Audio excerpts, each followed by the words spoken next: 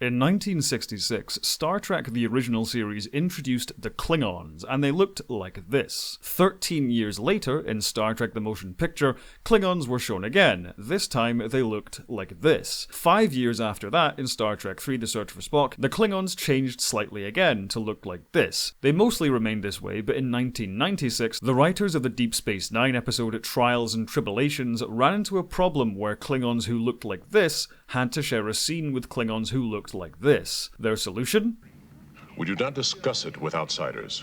9 years after that, a 3-part episode in Star Trek Enterprise finally explained that the reason Klingons looked the way they do in the original series was due to a genetic virus which made them look more human. Put a pin in this, because we'll be coming back to it. These days, whenever someone brings up Star Trek on the internet, a huge chunk of the fanbase seems to be utterly obsessed with canon, its importance, and why more recent Star Trek shows have apparently broken canon, and some even go so far as to say this illustrates the willful disregard for Star Trek history from the people behind these shows and movies. I, for one, have always found this obsession to be unfounded, unhelpful, and a relentlessly boring topic of discussion when compared to the many far more interesting topics which could be tackled when it comes to Star Trek. But if you're a fan who does hold canon to be extremely important, please be assured this video is not designed to insult you, and I hope you hear me out by watching until the end of this video. I chose the changing designs of Klingons over the course of Star Trek as an example to pull from because when Star Trek Discovery came out, a lot of people cried betrayal over the new Klingon designs. And this often led to an inevitable back and forth in comment sections, which essentially broke down into a simple formula.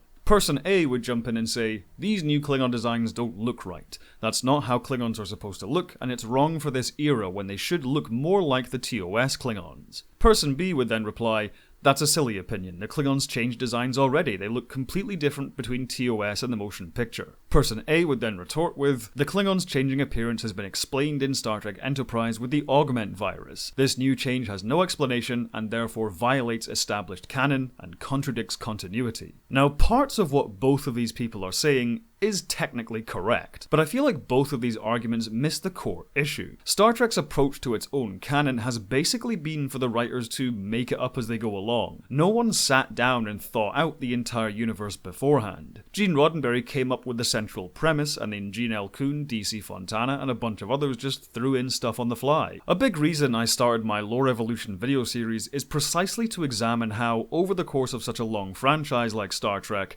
iconic factions, technologies, and characters have changed and evolved over the different shows and movies. The Borg, for example, never assimilated other living beings until the Best of Both Worlds, but after that, assimilation becomes a defining trait of the Borg. The Ferengi were introduced as a powerful new nemesis for the Federation, until that didn't work and so were turned into space ultra-capitalists. The Federation spans an entire galaxy in an episode of TOS, but is later retconned to only being in a single quadrant of the galaxy. One of my favourite pieces of Star Trek content on YouTube are the Star Trek Imponderables videos, which highlight a very long list of internal continuity errors long before Star Trek Discovery ever showed up on screen. Centuries ago, disastrous contact with the Klingon Empire led to decades of war, and it was decided then we would do surveillance before making contact.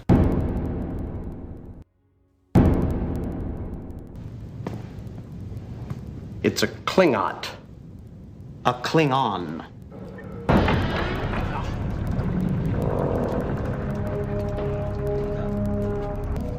Chudai. Ochove.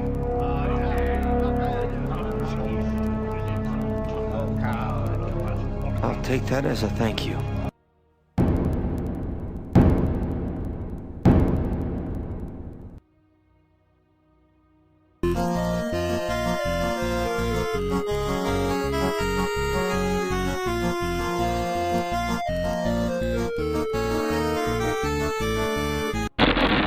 In fact, before Discovery, it was Star Trek Enterprise which was accused of violating Star Trek canon, with appearances from the Ferengi and the Borg long before the established first encounters, as well as holograms and cloaking devices showing up while being newer technologies in Star Trek shows which were set after Enterprise. But these days, when these examples are brought up, many Trek fans are quick to point out some kind of long-winded, contrived explanation which ties in with some spin-off novel to explain these supposed errors away, which is why the anger towards Discovery's supposed canon violations have always confused me. Referring back to the Klingon example I mentioned earlier and the typical exchange you see between the two Star Trek fans, what I wanted to point out was it took 26 years for the changing Klingon designs between the original series and the motion picture to have any kind of in-universe explanation. So for well over 2 decades, the Klingons looked different between shows just because. The line from Trials and Tribulations wasn't meant to set up the Enterprise episode, it was a joke by the writers. When Worf says, "We do not discuss it with outsiders," that's the Deep Space Nine writers saying to the audience, yeah, we don't address this because we have no reason for why they look different. And even this doesn't make much sense if you think about it. How the hell don't Bashir and O'Brien know what Klingons looked like in the previous century? I mean, we know what Romans looked like from thousands of years ago based on paintings and rusted artifacts. But in the 24th century, with digital images, holograms, and detailed logs, Klingons not having head ridges in the 23rd century is somehow lost knowledge? It's not really that logical, is it? But then again, that kind of thing is all over Star Trek. Because of course, there is a reason the Klingons looked different for the motion picture. Gene Roddenberry had a bigger budget to play with and wanted more alien-looking Klingons. Brian Fuller wanted a new Klingon design for Discovery because he didn't want the audience to be as familiar with them for the purpose of the story he wanted to tell. Star Trek Discovery seems to showcase more advanced technology than the original series despite being set before it, because our concept of what future technologies look like has evolved since the 1960s. But that's how Star Trek has always treated its canon. Roddenberry was known to many of his colleagues who worked on the franchise as a revisionist who liked to decanonize things when it suited him. His general attitude was that the most recent iteration of Star Trek was the most authentic. After all, it's worth remembering, the canon of Star Trek is fictional. It's basically whatever the hell the writers want it to be. The term retcon is often thrown around a lot, but a retcon is not a mistake with canon, it's an addition to canon. However, now we're touching on another sentiment which I often see expressed by those who prioritize canon when judging new Star Trek, the "how come we've never heard of X before?" I often see this attitude applied to larger historical events within Star Trek, although it is applied to certain characters as well. There are people who don't like the Xindi storyline in Enterprise because the Xindi were never mentioned in shows set after Enterprise. To me, this kind of attitude has never made much sense. It seems to suggest the Star Trek universe and the characters within it have no life whatsoever outside of the confines of the episodes and movies we watch. Star Trek chronicles a lot of fictional history over a lot of different locations. It's hardly surprising we don't see the characters mention every important historical event in their dialogue, or even other people who may be important to them in their lives. This kind of attitude breaks down pretty quickly whenever you try to apply the same logic to stories based on actual history or actual people. If you watched Saving Private Ryan followed by Dunkirk using the same logic, you'd end up asking, who the hell are these British people? How come we've never heard of them in Saving Private Ryan? Speaking of World War II, there are roughly 2,600 hours worth of World War II movies, all taking place within a 6-year time span. For comparison, the entire Star Trek franchise is less than 800 hours, and it spans several centuries. Not to mention all of those World War II movies take place over just a few continents, while Star Trek spans an entire galaxy and sometimes beyond that. There is more than enough room to add more history to the various Star Trek timelines. And yeah, there's multiple Star Trek timelines as well. There's even plenty of room to expand the lives of Star Trek characters as well. Biopics about real-life people struggle to convey every important event a real person went through and fail to depict all the people that person knew in their lives.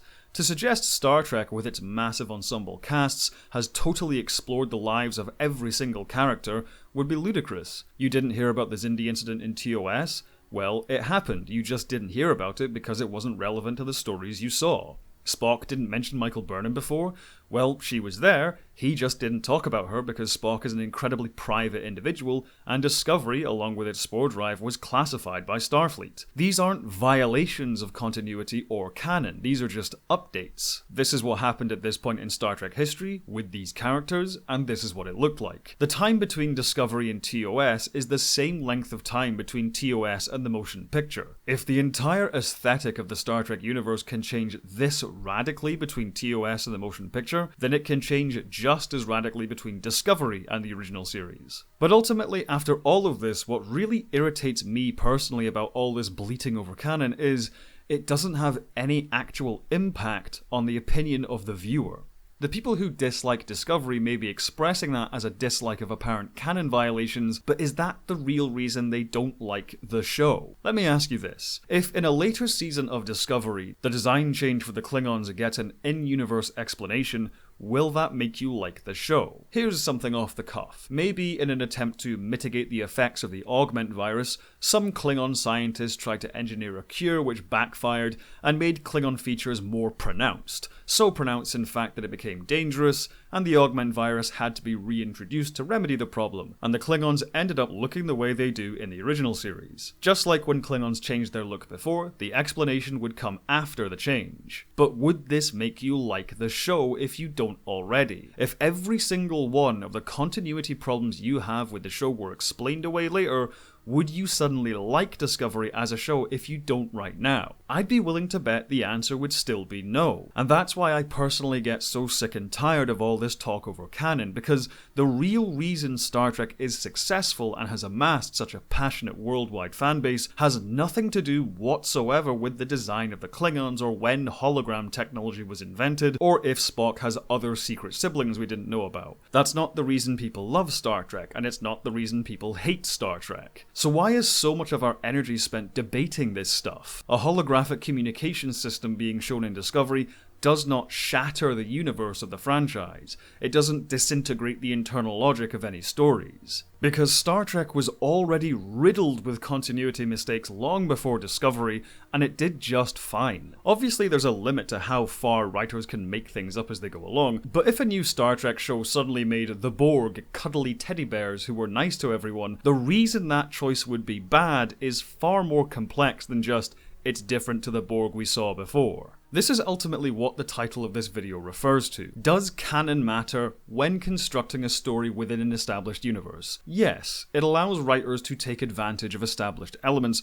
but also allows a writer to expand on those elements as well. However, does canon matter when discussing these shows and movies as fans of Star Trek? I would say no, not in the grand scheme of things, because your enjoyment of a show or movie does not rest on what a particular alien looks like. I don't like the way the Klingons look in Discovery. I think they're way too over the top, but that didn't affect my general opinion of the show because I still found plenty to enjoy. I enjoyed the characters, I was invested in the story, I was interested in the themes being explored. These are the elements which make or break Star Trek or any other show, and if you've listened to all of this and are about to jump into the comments and say, yeah, well it still sucks, at least explain why you think that. At least raise some interesting topics of conversation rather than, the Enterprise looks a bit different. Because the Star Trek fact files are not the books you should be consulting when analysing art or media. In fact, the technobabble is such an afterthought to Star Trek writers. Scripts in The Next Generation literally just put the words tech in square brackets and then someone else made it up on the spot. All of this is the minutiae which doesn't really affect your enjoyment of a story in the grand scheme of things. Does canon matter?